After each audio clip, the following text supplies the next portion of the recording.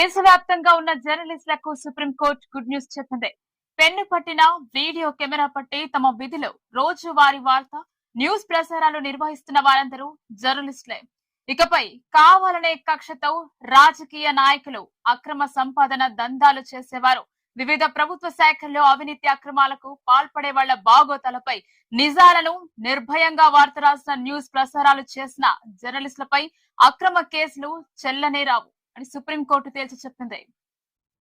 Satellite channels, YouTube news channels, print media సంస్థలో పనిచేసే జర్నలిస్టులు ఆయా సంఘాల్లో సభ్యత్వం ఉన్నవారు అక్రమ కేసుల లేక నిజ నిరూపణ కేసుల అనేది ఆయా సంఘాల ద్వారా పరిష్కారం కొరకు 7 రోజుల్లో నిర్ణయం తీసుకునే హక్కులు జర్నలిస్టు సంఘాలకి ఉంటుందని, వాళ్లను కాదని అక్రమ కేసులు పెట్టిన వాళ్లపై అటు పోలీసులపై వేట తప్పదని సుప్రీంకోర్టు తేల్చి చెప్పింది.